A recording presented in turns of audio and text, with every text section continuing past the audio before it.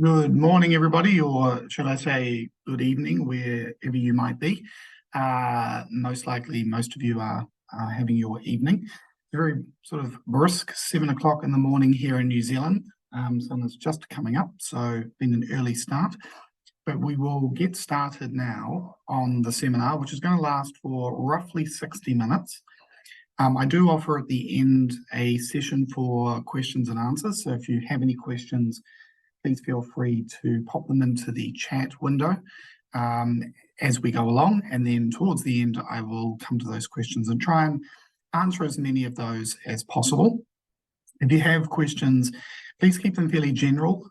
It's difficult for me to answer very specific questions about your eligibility or whether you might be able to secure a visa and travel here in a session like this.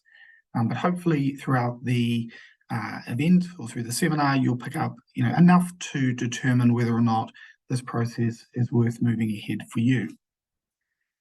We've got a fair bit to cover. We're going to do a little bit of an introduction to New Zealand. I don't really tend to do a lot on that, just because I think that most people have decided or will decide to make the move based on their own research and their own view of what New Zealand might offer them. And it's a very individual thing anyway. But we will have a little bit of a look at things like employment and the current labour market situation, education, healthcare, property, and cost of living. So a brief introduction to that.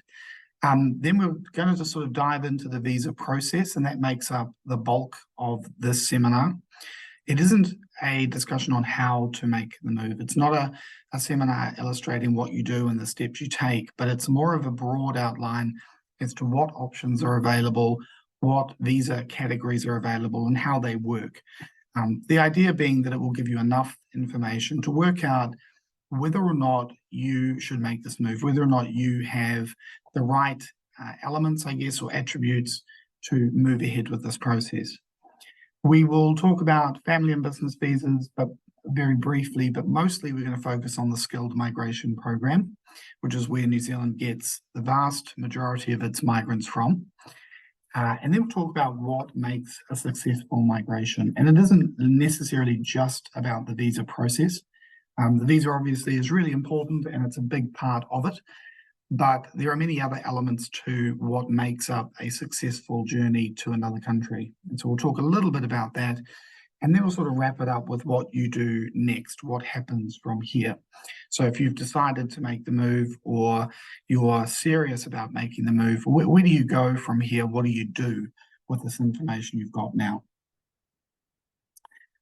So moving on to the outline of New Zealand, sort of a brief summary. And again, a lot of you will do your own research. My one word of warning, I guess, is be careful in the research that you do. There's a lot of information available, particularly on social media. Often not that useful or not that relevant, because people will make this move and have very different experiences, and then they relay those experiences in chat groups and Facebook groups, but it is unique to them. And so you have to kind of take a lot of that with a pinch of salt. But I do encourage you all to do some research, kind of have a look at what the options might be, have a look at what your cost of living will be, but mostly at this stage of the process, have a good hard look at what your employment opportunities will be, because ultimately that's what will drive this process for you. And as you'll see as we go through the seminar and the rest of the discussion, employment is a really big component of this process. And speaking of that, so at the moment, unemployment remains very low in comparison to many other countries. 3.9%, it's kind of really hovering around 4%. It is moving up gradually, and that's as a consequence of New Zealand facing what most countries have been facing since COVID, difficult economic times. I would say our difficulties pale in comparison to many other countries. So whilst it is challenging, it is certainly not impossible. And we have a large number of clients who've been travelling here over the course of the last sort of 18 odd months as the borders have opened and jobs have been available, and they've been able to find work relatively quickly. A big part of that, though, is, and certainly in terms of the employment, is that being in New Zealand to find that employment is a really big advantage. And many of you might have already started that process looking for jobs, trying to find work, and you'll probably discover that you don't get a lot of response, or one of the questions or one of the answers, sorry, to the process is you must have a work visa, or you need to have that visa in hand before we give you the job. The reality is that until you have the job, you cannot secure that work visa. And so it comes down to how you manage that process and what advantages you give yourself. And being in New Zealand is a really big advantage. So a lot of my clients will go through a process of preparing, traveling to New Zealand, seeking out that job onshore, having done a fair bit of research beforehand. And then once they're here and have that job, they move themselves onto the appropriate work visa. And then with any luck, pursue a residence application at the end of that. The key message, though, is there are still jobs available. The employment market is still looking for good, skilled people, and experience is key.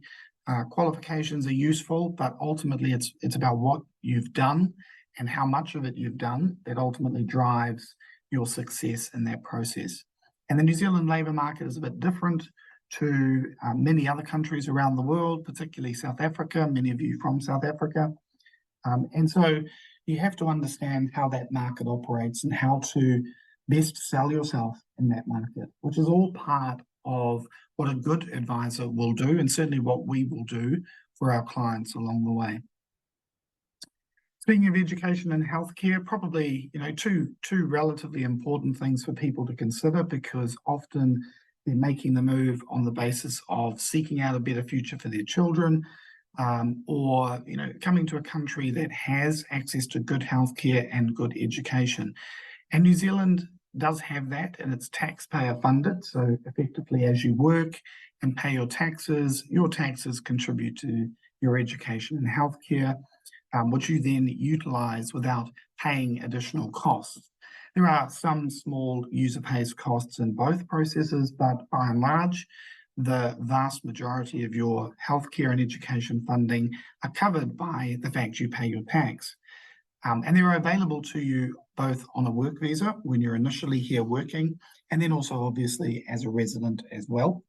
A little bit of debate as to whether we've got the right mix of subjects in our education system, and certainly whether or not we have enough healthcare professionals as well. I think that isn't unique to New Zealand. I think most countries query whether they have enough healthcare staff.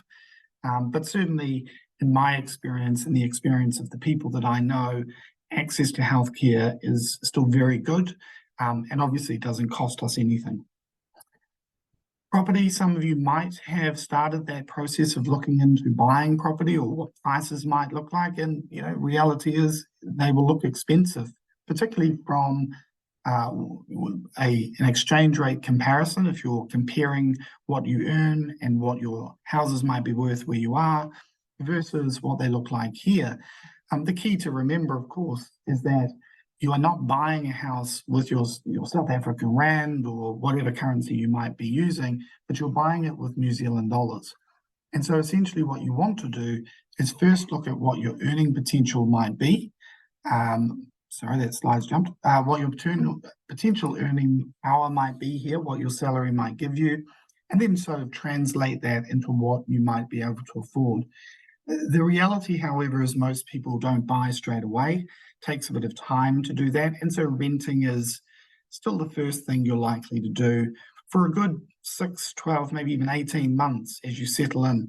And for some, that will be longer, depending on the pathway to residence. Cost of living, we could do a whole session on the cost of living, and New Zealand is not immune to those increasing prices. Correspondingly, wages have also increased here, which certainly helps. But I think most countries are experiencing this in a post-COVID environment. Inflation has been relatively high, but is looking like it's hopefully sort of settling down. We certainly hope so. And I guess it's one of those things that, oh, sorry, somebody's just mentioned that they're only seeing the first slide. Hopefully, when I move on to the next one shortly, it will update. So bear with me. The cost of living is something we need to, think about. and certainly something you need to consider. But for those um, who are earning a good salary, and certainly those who are skilled will earn reasonably good salaries, it's very manageable. So I'm just going to change slides. Hopefully you see this. You should now be seeing a slide with two circles in the middle, and one referring to temporary visas, the other to residence visas. Let me know if you can't. I'll assume you can if I don't hear anything. But we're going to kind of move on from the outline or overview of New Zealand to really looking more and focusing more on the visa process or the visa overview. And it is complicated to explain, certainly in a 60-minute conversation, or should I say more like 45-minute conversation now. But we'll try and break it down as best we can. And very much the starting point is that New Zealand operates with two, or effectively two visa systems. There are temporary visas, which essentially allow you to do a certain thing for a finite period of time. So that might be coming to visit for a number of months or to study here, or, as for most of you, to work here over a period of time. Those temporary visas don't always lead to residence, but often they are necessary in order to get to residence. So what that means is that if you get a work visa, that doesn't guarantee you'll get residence, but to get residence, you usually always need to have a work visa. We have some pathways that provide for a direct pathway from a work visa to residence. We have certain pathways that allow you to apply for residence directly. And within that residence bubble, we have different streams as well. So just like temporary visas, there are different temporary visas for different things. Same applies to our residence process, where we have different resident visas based on different criteria. We have a pool of visas for those who wish to invest here or wish to operate a business. We have those who are coming here to be employed and to work here, and so that's the skilled group. And then we have those who are coming to join their family, and that can include partners, it can include parents, or even in some cases dependent children who are coming to join their parents who might have already moved. So the key thing to remember is there are different options, and there are literally hundreds of different visa pathways. But for most of you, this process is going to consist of one, maybe two temporary visas that will then eventually lead you to a residence outcome. And so trying to establish which one applies to you and which pathway and which combination of visas you need is half the battle. And ultimately what we offer is in terms of an initial discussion or initial consultation.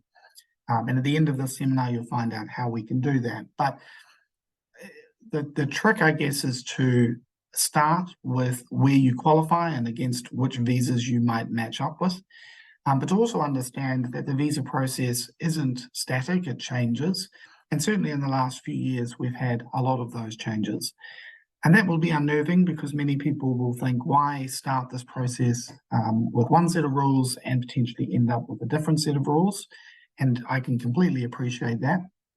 The reality, however, is that often those changes don't impact on those people who have a base or a good level of skill, who are employed in a good skilled role here in New Zealand and have, a continuing potential to apply for residence. Often when changes are made, those changes impact on much lower skill levels or might slightly vary the pathway to residence, but not exclude it. But you do have to be mindful that things do change. And so often we spend a fair bit of time just keeping our clients sort of up to speed and abreast of what those changes might mean for them and how to safely navigate through them. So in terms of the family and business visas, and I mentioned we were going to sort of break those down reasonably quickly before we get into the points-based process. The family and business visa category, if we start with family, we have a number of different family categories. And for many of you, the question will come up, and it certainly does come up in our consultations, as to how do I move my mum and dad across, or maybe just mum or just dad? And so bringing parents over is something that we often have to discuss as part of the process, and it is possible. It's just not something that can be done immediately. And just to clarify, because this is also a question that pops up, you cannot include your mum and dad or either parent in your application. An application for New Zealand residence consists of one main applicant, the partner, and dependent children. And dependent children includes children up to the age of 25, as long as they are dependent on you, single and have no children of their own. Slightly different rules when it comes to temporary visas, but certainly for residents, that's what an application looks like. You can't include mum and dad though, and so mum and dad will have to potentially pursue a parent category option once you are here and settled in New Zealand. For some parents, that will mean waiting for you to have lived here for 3 years before you are able to then sponsor them in, and you must earn a certain income. For other parents who may have more financial resources and can invest money into New Zealand, as soon as you are a resident, your parents can then apply for residence as well. So parent category is a little bit of a tricky one, requires a lot of forward planning. Certainly if you are the skilled migrant, considering what you might do with your parents in the future. It's something we can discuss in our consultations with you as well, kind of help you map out a bit of a plan. The parent category has always been a little bit contentious in New Zealand and has been reviewed multiple times, and I suspect will potentially be reviewed again under the current or the new government that we've had since October. And I am expecting some changes on that front to potentially make that a little bit easier. There is also talk, and certainly in the run-up to the election in October of last year, a lot of talk about introducing a 5-year parent visitor visa, allowing parents to travel here and spend up to 5 years, which could potentially be renewed again for 5 years with their children and grandchildren. There is no visa policy for that yet. It is literally an announcement made as part of an election promise. So we are sort of all waiting for that to come through, because I believe that will be a very popular option for many parents.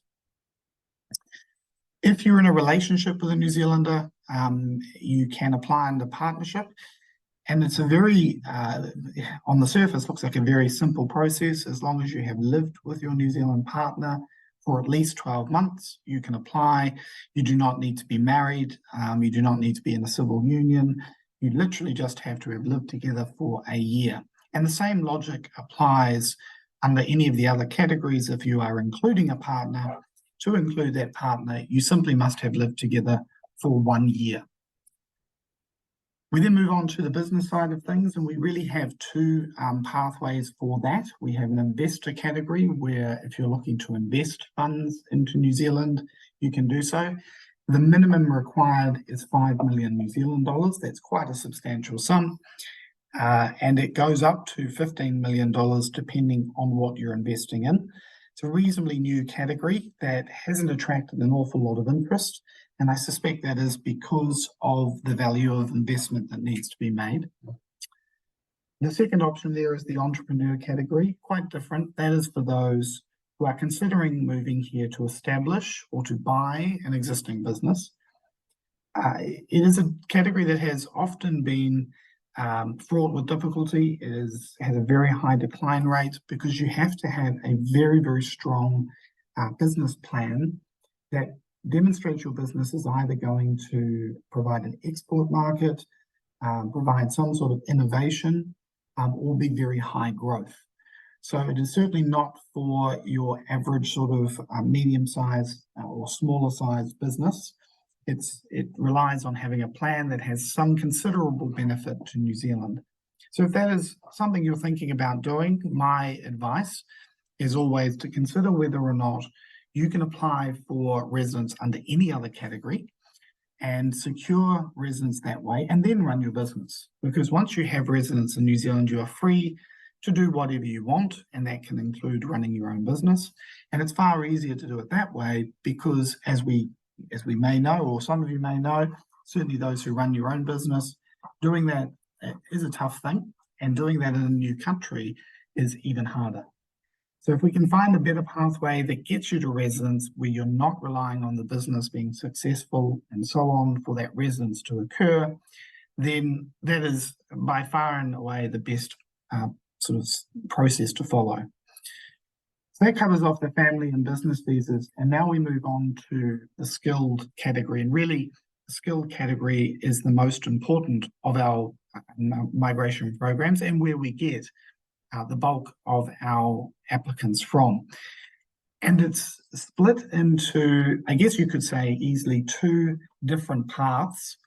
One being based on points, which is something that a lot of people are familiar with. You've probably heard of a points-based system at some stage. Many countries have the same. And then there is another category which is not based on points. And so we're going to talk about that one first. We'll go through the no points-based system, and then we'll move on to the point system. There's a couple of common factors between both categories, and that is that both of them rely on the applicant, the main applicant, having a job offer in New Zealand. And that job offer needs to meet certain criteria depending on which visa you're applying under. There are salary requirements, there are potentially qualification requirements depending on the job, or work experience requirements, or a combination of all three of those things. You also need to be under 56 at the time you apply for residence. So there's no age cap on securing a work visa, but when it comes to residence under the skilled category, you have to make sure your application is lodged before you turn 56. What that effectively means, though, is that you have up until your 55th year, 11th month, 3rd week, and 6th day to file the application. If you file your residence application the day before you turn 56, you are effectively safe and you would qualify to make the move. Even if you turn 56 the next day and immigration haven't approved your visa, that's fine. Your age essentially freezes the day you lodge the application. So that's a really important consideration, particularly for some of you who will need to work in New Zealand for a period of time before you get to that residence application process.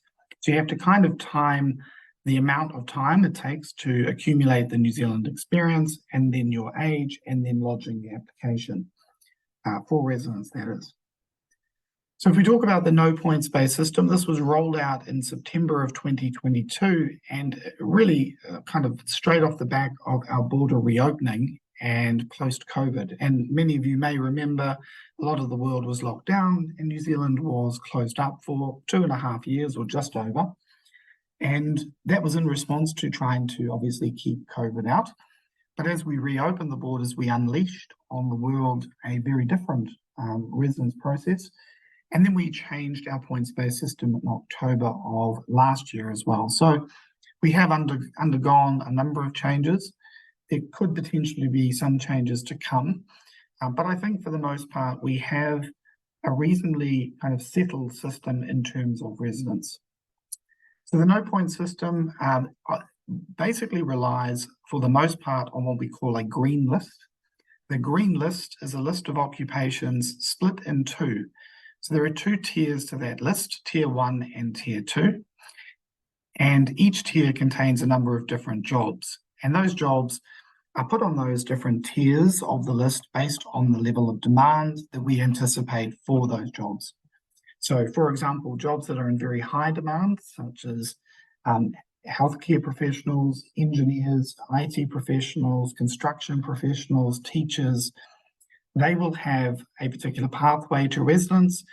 And those applicants whose jobs might be in demand but not as strong will have a slightly different pathway. In short, if you're on tier 1 of the green list and you meet the requirements, you can apply directly for residence with that job offer. You potentially don't need a work visa. Your residence application will be prioritized and processed within 6 to 8 weeks, assuming all your documentation is in order and so forth. And you can then secure residence and make the move to New Zealand to live here. It's very different to what we have had in the past, where applications would take many, many months to process, and ordinarily you needed a work visa first in order to keep the job and to work in the job while your residence was being processed. So this is a really good pathway for those that meet the requirements and secure a job in tier 1 of the list.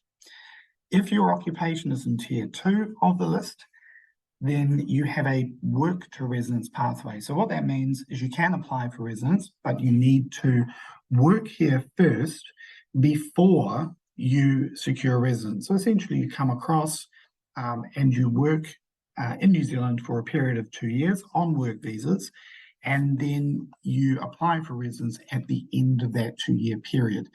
And the only requirement for residence is that you have worked in that occupation, you meet the requirements of that occupation, which are sometimes qualifications, sometimes salary, sometimes experience, or a combination of those things.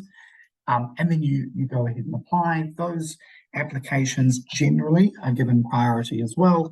And so at the end of the 2 years, you should expect your residence to be processed within the space of sort of maybe 6 to 8 weeks.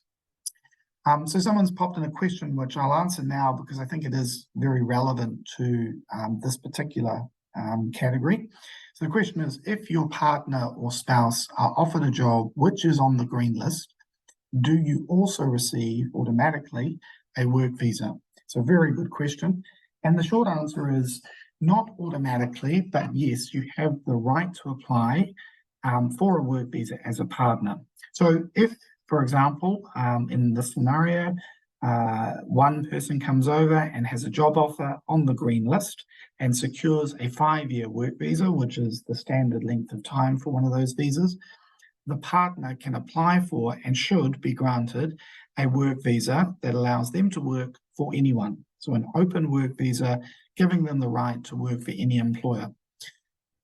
Interestingly, if you secure a job that's not on the green list, but you might still qualify for residence under our point system, but the main person has that job, it's not a green list role, but it is skilled and paid the right salary, the partner gets a work visa, but it's conditional in that they must work for any accredited New Zealand employer and must earn the current median wage, which at the moment is $29.66 per hour.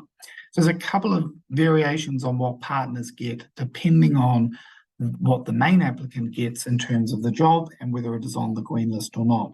And there are a few other exemptions there as well, but that's also something you need to consider as part of your planning in terms of when one person gets the job, which is great, what will the partner be able to do, and will that enable both people to work and earn enough income and so on. And these are all things that we would talk through as part of your consultation process. So hopefully that answered that question. In terms of the green list, it does change, or it is supposed to change periodically. We, at this point, have only seen jobs being added to the list. And in fact, we are about to see more jobs added to the list this month, including things like fitters and turners.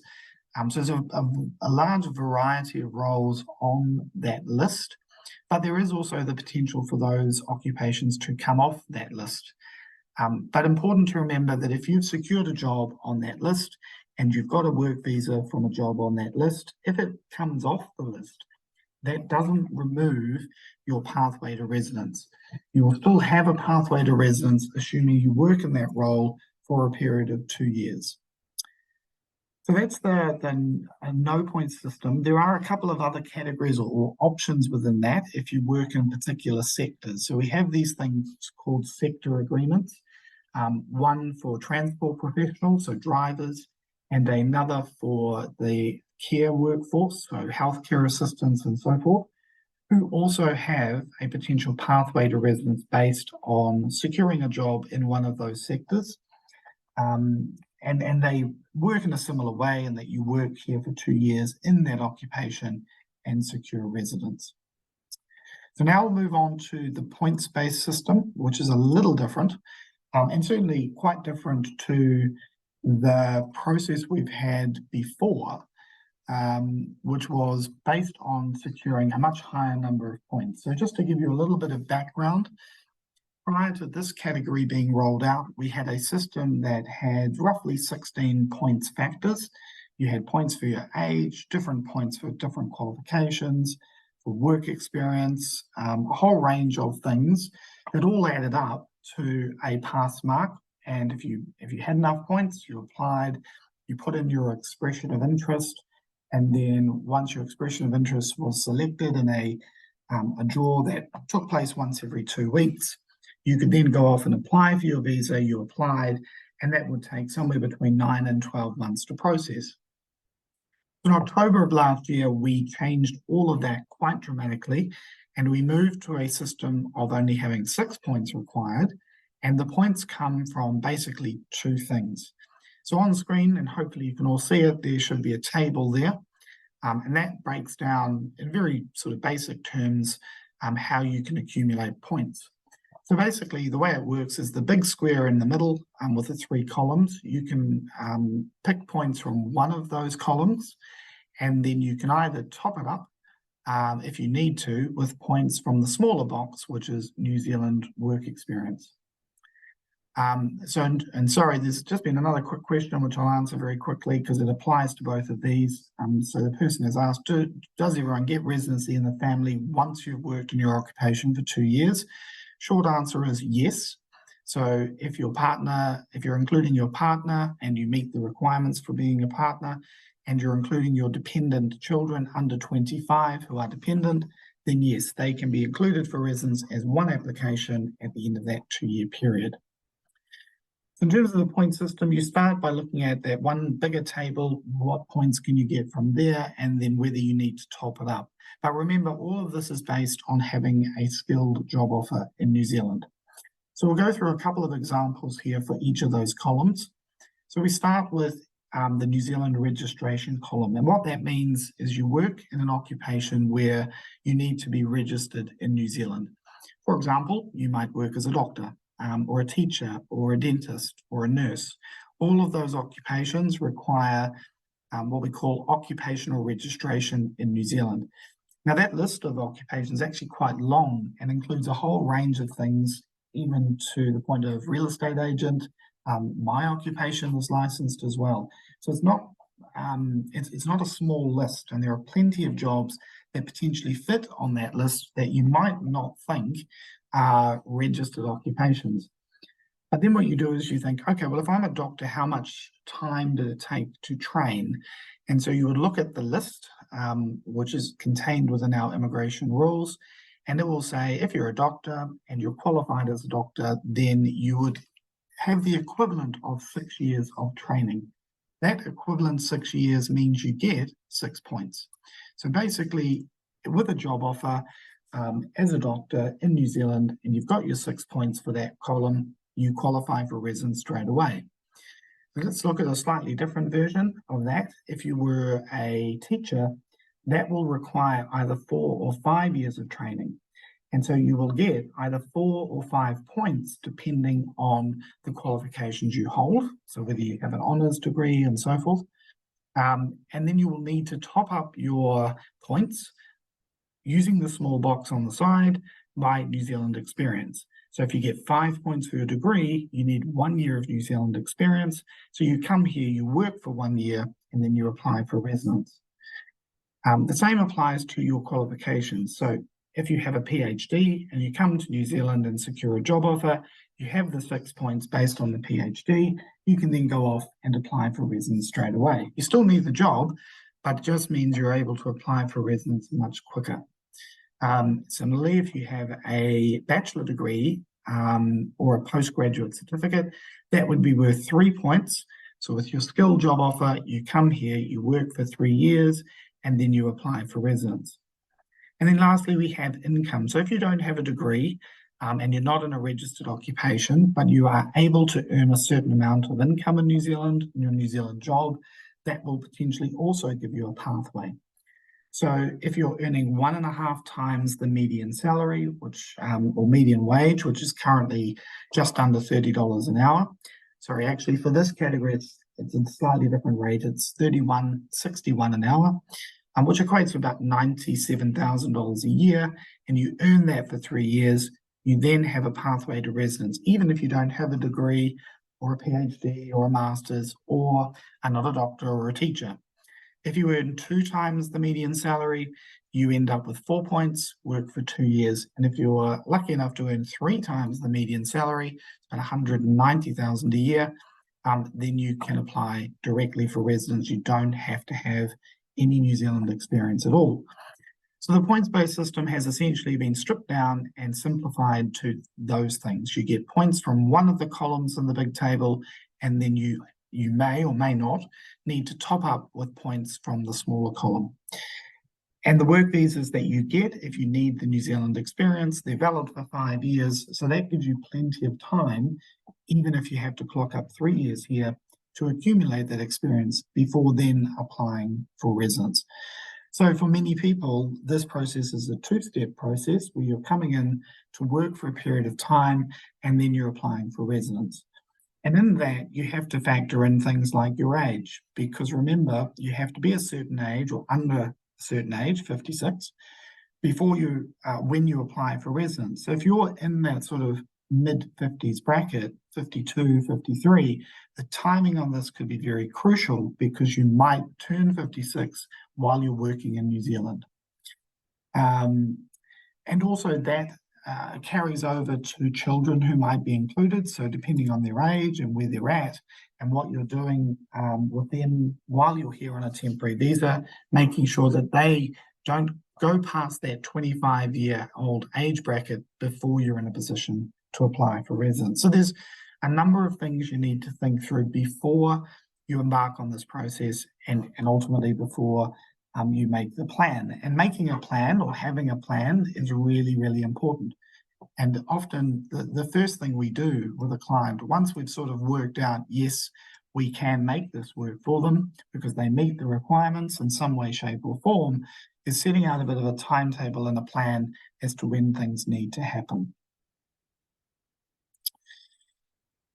And so now I just want to move on to, we're moving through it all a bit quicker, so we might wrap it up a bit faster than usual, but I want to move on to thinking not just about the visa, because obviously the visa is really important, but also about the relocation itself, because the visa is just one aspect of a successful move. A successful move covers a whole range of things. It includes being prepared from the very start to the end, but also being flexible enough to adapt. And as policies change, or as your situation changes, or maybe you come here with one job and you need to find a different job, there are all manner of things that will happen over the time it takes to go from where you are now to being a resident in New Zealand. And so being prepared is a really big part of what we do with our clients, is making sure that no matter what they do and no matter which pathway they end up following, they are prepared for that plan. And it starts from the really beginning, from the very beginning. It's funny because I have a lot of people I speak to about this process, every week, every day, and we talk a lot about the importance of getting the job and what that means. And often I'll have people say, okay, well, that's great. I'll come back to you and we'll get started when I have the job offer. And that's one way to do it, for sure. The problem with that, though, is that often if you've managed to get the job, and that's a massive amount of work to do, but you've managed to lock that job in, which is great, we then need to very quickly move on filing the right visa so you can take up that job, bring the family over, settle down, and hopefully get on a pathway to residence. And of course, the employer is sitting there thinking, well, when are you going to start? How long is this going to take? And so forth. And the challenge often is that at the point the person's got the job and they come to us, they haven't got everything else we need. All the documentation required, the experience, evidence of experience, relationship, English, police clearances. There's a very long list.